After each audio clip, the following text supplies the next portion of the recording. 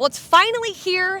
Day one of the NFL Draft is tomorrow, and I'm lucky to be next to NFL Network's Charles Davis. This has been an exciting time here in Vegas, a lot of speculation. Have you noticed, or what are some of the trends you're picking up on heading into this year's draft in particular? Tatum, in most of our lives, the word uncertainty is not one that we get comfortable with and like. Here, it leads to excitement because there's so much uncertainty with this draft. I don't believe in terms of how good these players are. I think this is a good crop of players. But how they come off the board, who selects them, will there be trades involved, how are we going to work the board? A lot of good uncertainty, even though everybody's talking about the so-called star power isn't there because of quarterbacks.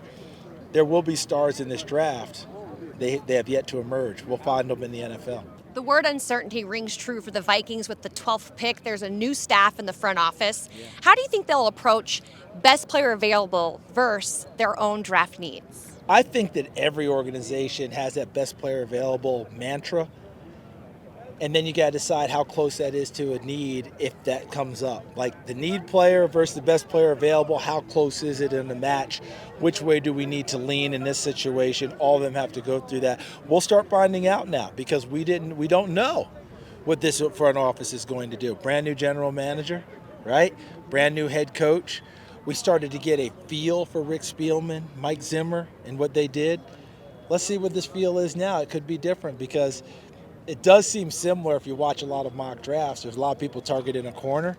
Rick Spielman did a great job bringing in corners during his time frame. Mike Zimmer valued them because of the way they played defense. Will that trend continue with this new group off that first pick?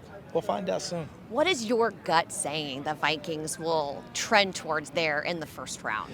I think that they're still looking defense. I think that's going to be the first one. I think if one of the top corners is there, they're going to jump all over that. If Derek Stingley's still sitting there, if somehow Ahmad Gardner comes, if it goes down there, if Stingley jumps up and goes first. But what if there are pass rushers there? What if Kayvon Thibodeau comes down to 12? What if Jermaine Johnson from Florida State's still sitting there? Then we're going to find out about some decisions, aren't we? And that's the hometown kid from Eden Prairie, Minnesota, too. That would be a really, really neat event. Lastly, what is a position of value that the Vikings can find maybe in the later rounds, like on day 2? Well, I do think a position of value that they can find it is, I think it's an underrated offensive line draft in a lot of ways because more of these kids in the style of play, they're becoming more versatile, playing guard, playing tackle. Tackles in college with guard bodies that can go inside. And you and I both know a lot of teams don't like to spend big draft capital on interior positions. You can find those guards and they become excellent players. Move them inside, especially some of these tackles we see in college football. A Sean Ryan from UCLA, I think is a terrific player. He looks like he's going to be a guard to me. He's been playing tackle at UCLA. He might be a heck of a value day 2. I like what you're saying. If you like what Charles is saying, be sure to watch the NFL Network's draft coverage all weekend long. Thank you so much for being here and for checking us out here on Vikings.com.